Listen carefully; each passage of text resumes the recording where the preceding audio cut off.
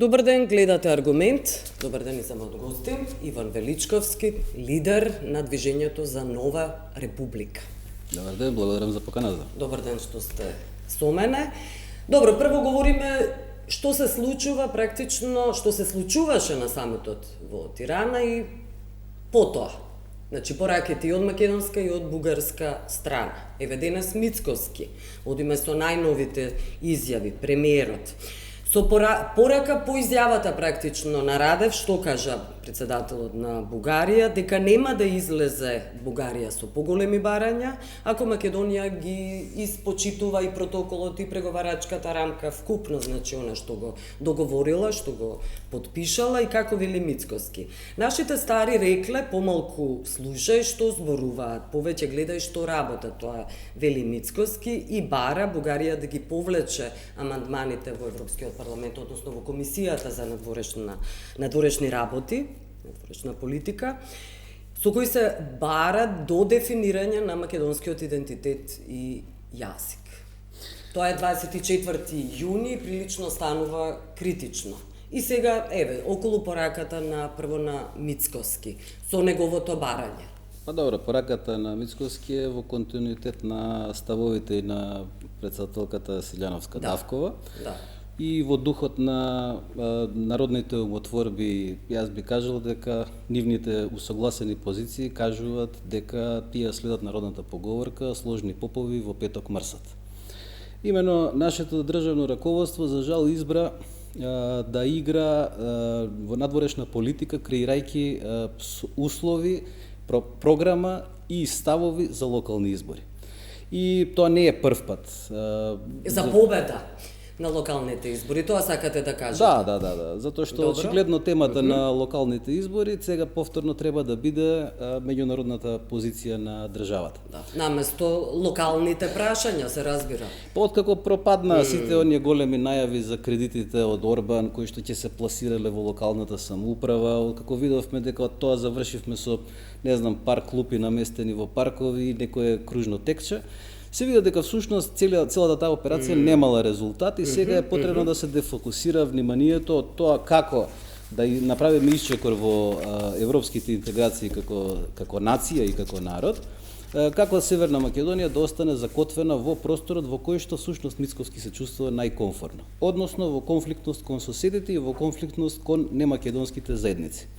Тоа смета дека ќе му донесе, претпоставувам, резултати на локалните избори. Тоа носи резултати, прилично.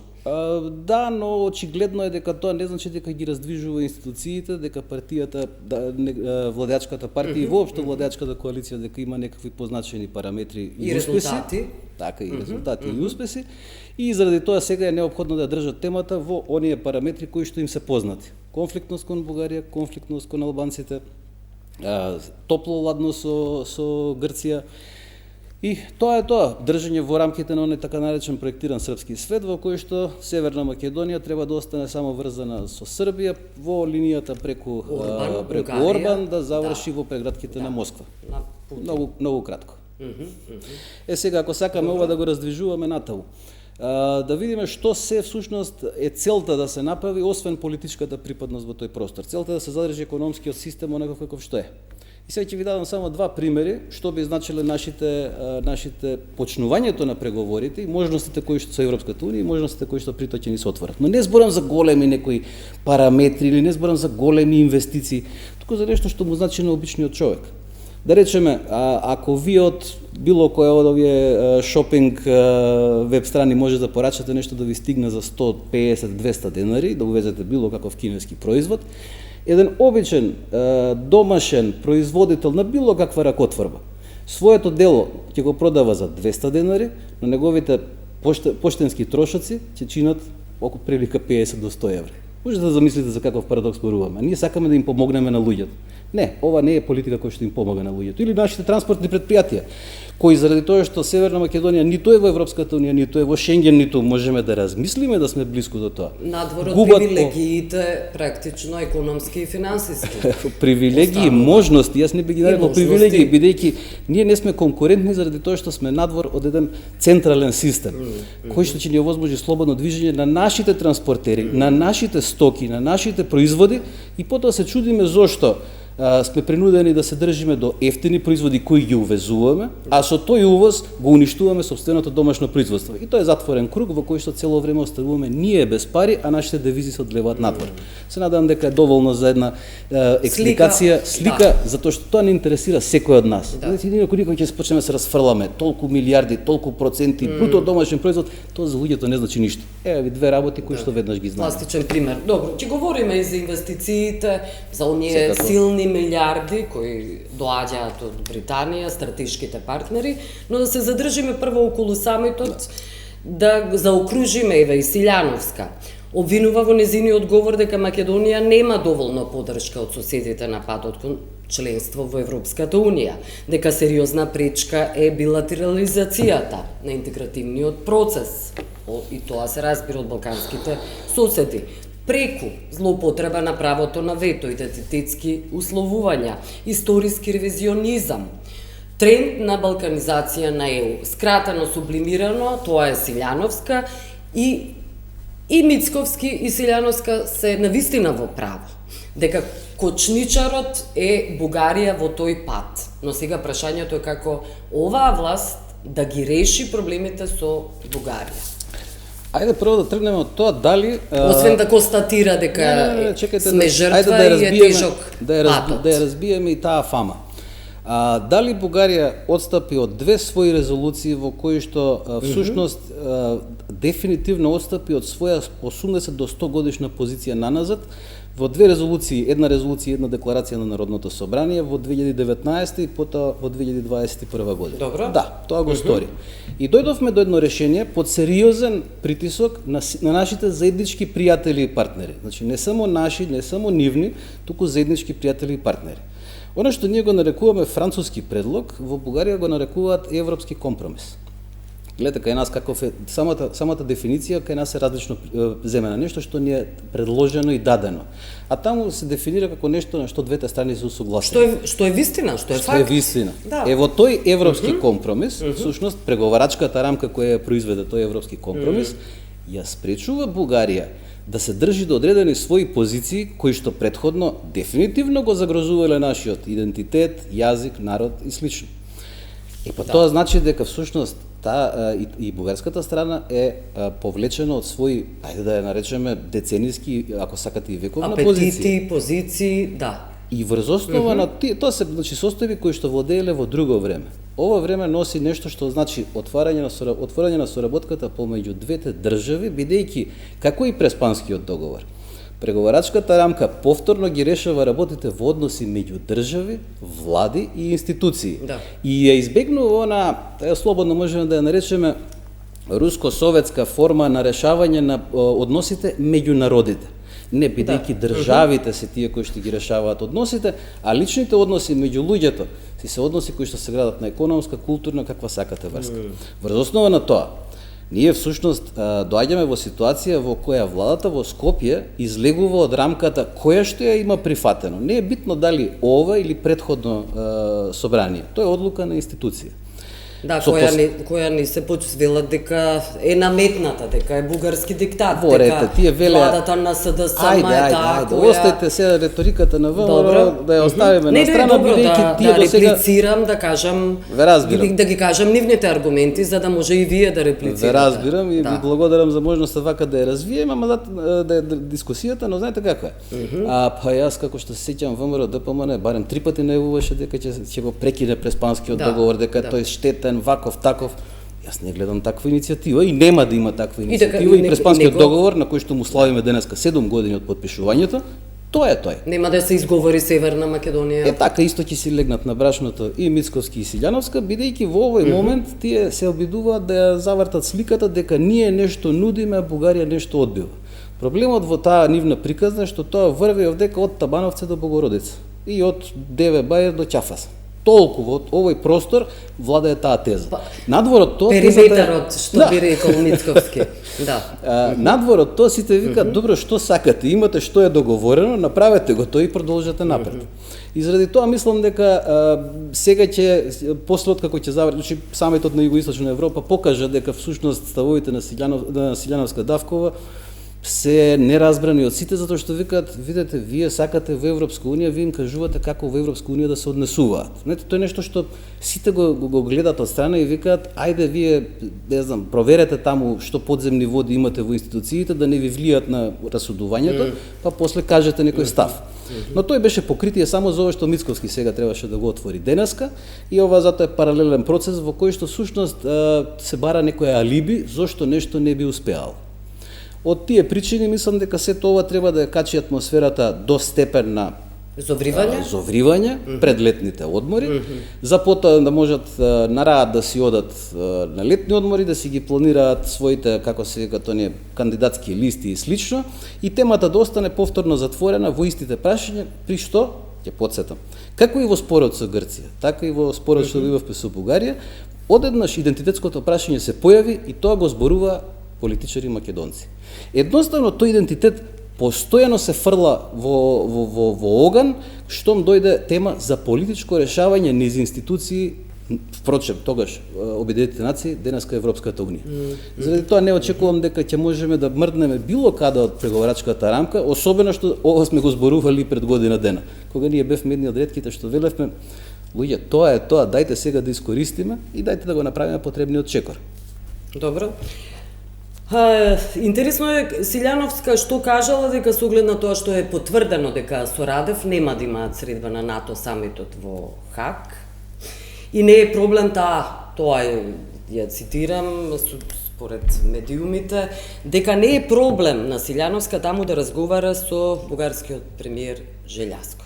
Е сега моето прашање, или ајде прво околу ова можна средба, па потоа имам и едно друго подпрашање, ајде прво околу ова. Видете, јас останувам воодушевен од потребата да се покажува проактивност. Тоа е навистина за пофалување, но знаете како е, таму може таа проактивност да резултира и со ајде да не речем подсмев, не би сакал својата држава и својата државно раководство да ги видам. Зошто мислите? Па затоа што се е јасно и се е исцртано. Затоа што зашто би разговарале сега ново претседателот на Република Северна Македонија со премиерот на Република Бугарија, откако претседателот на Република Северна Македонија се видел со претседателот на Бугарија. Што ново ќе излезе тука? Но добро, секогаш мора да се обидувате. Особено во политиката, во животот, генерално. Ајде хемиски да се изразиме. Во формулата H2 плюс O2 е еднакво на 2H2O. Два атоми, значи на водород и кислород прават две молекули на вода. Не може од истата формула да излезе друг производ. Затоа би одел сега... Но не треба ни да се затвори прашањето. Прашањето не е затворено. Постојано. Значи, дека има разговори постојано и секојдневно, ако сакаат и нека биде и целодневно. Но преговарачката рамка е таа. И сега јас сум многу, како да кажем, се чувствувам дека се повторува, истото го зборуваме година дена, на крај пак на истото ќе се вратиме. Зошто да ги губиме оваа година и периодот потоа? Значи, и извештајот на Европскиот парламент беше нешто што му беше дадено на Мицковски како можност да излезе од сопственото доведување до зид низ партиските формулации што ги даваше во кампањата. И тоа постојано му го дават. Гледате, има толеранција, го забележете го и молкот на Грција. Се прават, нели, онака некои обиди малку искрења да се прават. Не, сите ги одбиваат и кавгите на Мицковски воопшто се одбиваат. И заради тоа е сега ова, дајте ние ќе даваме изјави, ние нешто ќе правиме дека сме демек проактивни. Нема потреба. Значи ние изјавите, средбите се е во ред, но тие мора да резултираат со нешто. Еден почетен услов што сме го договорили и прифатиле како држава. Дополнување на преамбулата. Нема нова филозофија. И тоа не е став на Бугарија само сега. Значи, мораме да признаеме, тоа е став на 27 земји членки на Европска унија. Ние немаме билатерален спор, го тврдам година дена, сега го кажуваат тој од бугарска страна и сите нешто се како изненадени. Тие не сакале да ни кажуваат нас што да зборуваме. Нашите политичари се тие кои што треба да им кажат на граѓаните. Нашите новинари овие прашања треба да ги отворат, како што впрочем и вие тоа го правите. Ние во спротивно се доведуваме во губење време на тема која што воопшто не постои. И потоа се чудиме кога на крај се ќе заврши на она што е потпишано и само ќе се спроведе и после велиме, а зашто сме изгубиле толку време? Добро. Добро. Сакате нешто да додадете? Се согласувам дека треба да бидеме предпазливи и тоа секогаш треба да се прави во договарањето на нештата. Кога нешто ќе договориме, тоа ќе го правиме, ќе го спроведуваме. Така ќе бидеме партнери за сите и партнерите ќе имаат доверба кон нас, како што и ние имаме нивната доверба. Добро. И кажав аргументите. ВМРО, Мицковски, владата, вила тоа е веќе има уште еден, договорено ајде сега од СДСМ, не од нас. Извинете, да ја прошириме темата, еве го споменуваме СДСМ. Кој рече дека бара дополнителни гаранции од Бугарија, еве да даде гаранции дека нема нови услови. Значи таму ви се наредија премиер, министер за надворешни работи велат нема нови барања, председател на република нема нови барања. Пред 2 недели излегува лидерот на опозицијата, Бугарија да даде Венко Филипче излегува од СДСМ и вели Бугарија да даде гаранции дека нема нови услови. Добро луѓе, што очекувате вие? Како мислите тоа е фискална сметка ќе ви ја прикачиме на потврда? Па тоа ви е во преговарачката рамка, таа преговарачка рамка не штити и нас, нема нови барања, тој не на сите јасно година дена и повеќе од година дена. Што тоа значи? Ако така сака и ако така постапува, тој само да кажува дека се приклучува кон поговорката сложни попови во петок мрсат. Затоа ние имаме ваква заглавност и тука е комоцијата на Мицковски. Добро, има консензус. Има консензус, она што го бара цело време Мицковски. Да, тоа се барањата, заедно со опозицијата да изградат некаков заеднички став. Зошто би градал консензус со власта за погрешен пристап и за погрешна државна и национална политика? Зошто и за нив доаѓаат локални избори? Веднаш ќе ви одговорам. Па ако вака тогаш да им порачам од тука, ќе искористам вашата емисија, извинете. Ако луѓето ја сакаат политиката на ВМРО ДПМН да ја поддржуваат, имитација на ВМРО ДПМН нема да поддржат ни на локални ни на парламентарни избори. Па колку сака нека изигруваат министри за опозиција во владата на Мицковски. Добро, тоа е вашата порака. Ајде да видиме околу инсистирањето на Мицковски во извештајот на Европскиот парламент да стои многовековен македонски идентитет, наместо сегашен тоа што се барањата на бугарска страна. Добро. Тоа е некакво инсистирање. Иако мора да се признае дека некои од партиите во европските народни партии, односно оние десничарски партии во кои ВМРО ДПМН, но сестринските партии на ВМРО не ги поддржуваат, не се поддржани ВМРО токму од сите. Па не се околу не се поддржани затоа што такви амандмани кога барате, прво ги усогласувате со сестринските партии. Да. А не ги ставате како се вика, не ги вметнувате, па потоа да ја барате поддршката. Прво, второ, дефиницијата долговековен, многувековен, сето тоа бара внимателно усогласување токму со соседите со кои што сме ги имале споровите. И тука ќе да бидеме отворени. Треба да ја видиме и позицијата на грчките пратеници во европратеници во Европскиот парламент. Затоа што ова е нешто што го засега сега и Преспанскиот договор. Затоа што во Преспанскиот договор е искористена истата можност да ние не пледираме на ниту, односно тоа е основата на Преспанскиот договор, да не пледираме на ексклузивитет и да нема резка граница, бидејќи видете, ако се не се лажам, идентитетот на македонскиот народ, претходната влада на ВМРО ДПМН се обидуваше да ја лоцира во Александар Велики. Да. Па сега ако ставите вие долговековен идентитет во извештај, вие всушност се враќате на рушење на Преспанскиот. Го негирате. А не само на преговарачката рамка. И затоа, ама знаете како е, за овие работи се разговара прво и се разговара со луѓе кои што ги познаваат работите. Сега кој ќе се направи белјата, малку е доцна. Но, ајде, да се обидеме да гледаме позитивно на работите. Мнозинството за извештајот очекувам дека ќе биде постигнато, но дали тоа, иако сега значи не би сакал да тврдам, но токму заради тоа што многу од сестринските партии на ВМРО ДПМН ја знаат оваа стапица и произведувањето на следни можни конфликти, на следни можни разлики кои што ќе се јавуваат, политички конфликти, тоа не е. Тоа мислите, да. Се многу веројатни, да.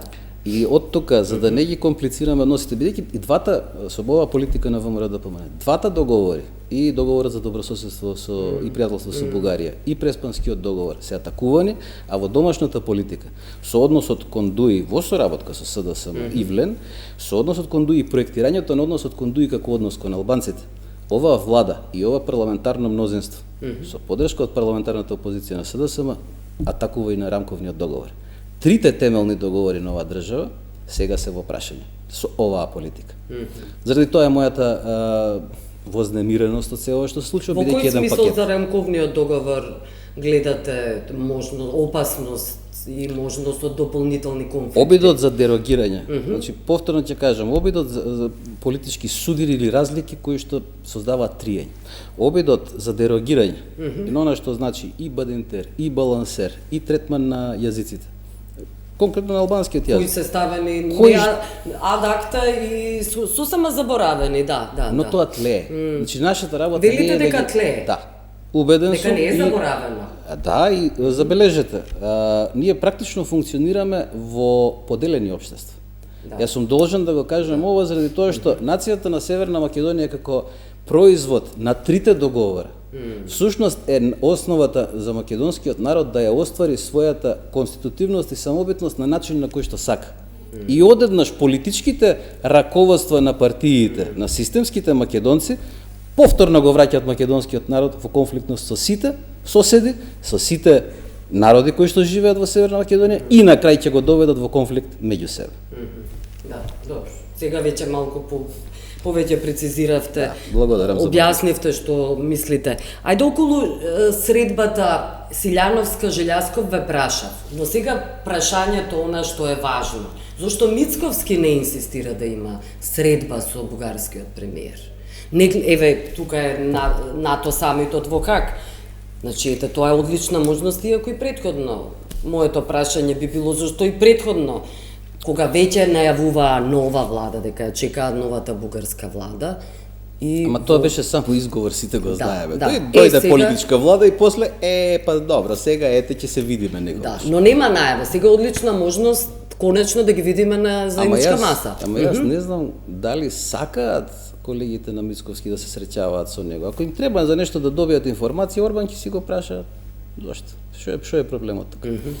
Прва работа, второ, ајде вака да погледнеме. Ние зборувавме за не зборувавме за коридорот 8 во рамките на ова прашање, но ќе забележите Да, како може. коридорот 8 се појавува во еден во не клучен, јас бих го рекол, договор за стратешко партнерство со Велика Британија. И забележете дека никој не скажуваше дека всушност коридорот 8, паралелно со коридорот 10, е еднаков приоритет. Во една средба со нивен дипломатски представник, едноставно значи посочив дека за нас како движење коридорот 8 и 10 имаат еднакво значење, при што се согласивме за значењето, бидејќи го потсетив дека нивните генерали лани зборуваа за значењето на коридорот 8 како транспортен, инфраструктурен, безбедносен проект кој што го поврзува Јадранското и Црното море. Да. Но уште еден аспект ќе ви дадам тука, тоа е прашањето на пристапот кон источниот Медитеран, кој што е европски, кој што е и британски, кој што е и НАТО пристап. Впрочем, ќе потсетам и дека источниот Медитеран е едно од прашањата за кое што актуелниот државен секретар на Соединетите американски држави беше сериозно ангажиран и обезбеди двопартиска, скоро едногласна резолуција на Американскиот конгрес. Ова е надворешна политика, не е надворешна политика дали ќе се сретне или ќе ескивира некој средба. Затоа коридорот 8 е едно од основните прашања, суштинско, не само во аспект на градба, туку во аспект на функционалност. Бидејќи доколку не го оствариме тој коридор, сега сакам да упатам страв, едно предупредување. Повторно ќе бидеме заобиколени. И, иако изгледа во моментов смешно, Србија ќе го направи пресекот запад-исток, наместо ние, и ние ќе ги изгубиме парите. Економски да. Основата е тоа, безбедноста на граѓаните и економијата. На крај сме, јас благодарам и благодарам на поканата. Благодарам што ме гледавте, пријатно.